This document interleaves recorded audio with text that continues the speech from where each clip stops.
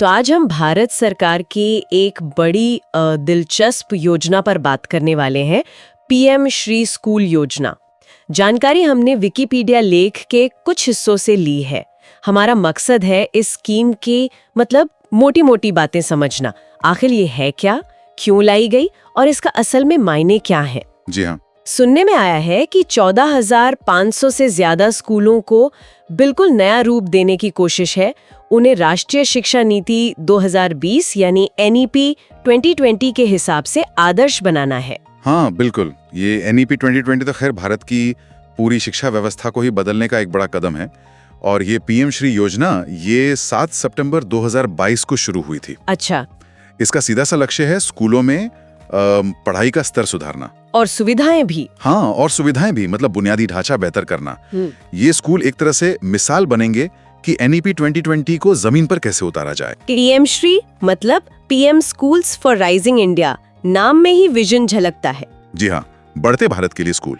और इसके लिए पैसा भी अच्छा खासा रखा गया है, सुना है। हाँ, बजट तो काफी बड़ा है। 2022-23 से 2026-27 के बीच का देखें तो करीब 27,360 करोड़ रुपए। बाप रे। हाँ, मतलब लगभग 3.2 बिलियन अमेरिकी डॉलर। तो ये दिखाता है कि सरकार इस बदलाव को काफी गंभीरता से ले रही है। जाहिर है, शिक्षा पर खर्च का ये एक अहम हिस्सा बन जाता है। और अच्छी बात यह है कि अक्टूबर 2024 तक ये योजना करीब 10,855 स्कूलों तक पहुंच भी चुकी है। 10,000 से ज्यादा स्कूल। अच्छा, पर इतने सारे स्कूलों को चुना कैसे जाता है? मैंने सुना है कोई चैलेंज मोड होता है, ये क्या चीज है? सुनने में थोड़ा अलग है। हाँ, चैलेंज मोड ये एक दिलचस्प तरीका है।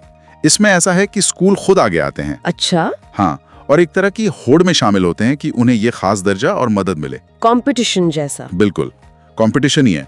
और नियम यह है कि हर ब्लॉक से ज्यादा 2 स्कूल ही चुने जा सकते हैं। सिर्फ 2? हाँ, एक प्राइमरी लेवल का और एक सेकेंडरी या हाई सेकेंडरी लेवल का। इससे तो स्कूलों में बेहतर बनने का एक दबाव भी बनता होगा। हाँ बिल्कुल, एक स्वस्थ मुकाबला बढ़ता है। और एक बात और नोटिस की मैंने, जिन स्कूलों को चुना जाता है उन्हें अपने नाम के आगे पीएम श्री लगाना जरूरी है। जी हाँ, ये अनिवार्य है। ये उनकी नई पहचान बन जाती है एक तरह से। चलिए अब जरा इन स्कूलों की खासियतों पर आते हैं। क्या अलग होगा इनमें? सुनने में आया है कि पर्यावरण का बहुत ध्यान रखा जा रहा है। हाँ, ये एक बहुत मुख्य पहलू है इसका। जैसे स्कूलों में सोलर पैनल लगाना, LED लाइट्स का इस्तेमाल करना। अच्छा। स्कूल में ही किचन गार्डन बनाना, जहाँ मतलब प्राकृतिक खेती हो। वाह। कूड़ा प्रबंधन का सिस्टम, स्कूल को प्लास्टिक मुक्त बनाना, पानी बचाना और बारिश का पानी इकट्ठा करना। ये तो बहुत अच्छी बातें हैं। आज के समय की जरूरतें भी हैं ये सब। बिल्कुल। लेकिन ये स्कूल सिर्फ पर्यावरण के बारे में तो नहीं होंगे। पढ़ाई लिखाई का क्या, वो कैसे बेहतर होगी? नहीं, बिल्कुल नहीं। पढ़ाई पर भी उतना ही जोर है। छात्रों को भारतीय भाषाओं में माहिर बनाने पर ध्यान दिया जा रहा है। अच्छा, मतलब रीजनल भाषाओं पर भी। हाँ, और साथ ही उन्हें आसपास के जो उद्योग हैं उनसे जोड़कर हुनर सिखाने की भी कोशिश है। Skill development. जी, स्किल डेवलपमेंट, ताकि पढ़ाई सिर्फ किताबी ना रह जाए, प्रैक्टिकल बने। और टेक्नोलॉजी, आजकल तो इसके बिना बात ही नहीं बनती। हाँ, टेक्नोलॉजी का तो पूरा इस्तेमाल है। स्मार्ट क्लासरूम्स होंगे। Okay. Digital libraries, digital labs और भी दूसरे डिजिटल तरीके इस्तेमाल होंगे, ताकि बच्चों को हर पाठ मतलब गहराई से और साफ साफ समझ में आए। सुनने में तो ये सब बहुत ही प्रभावशाली लग रहा है।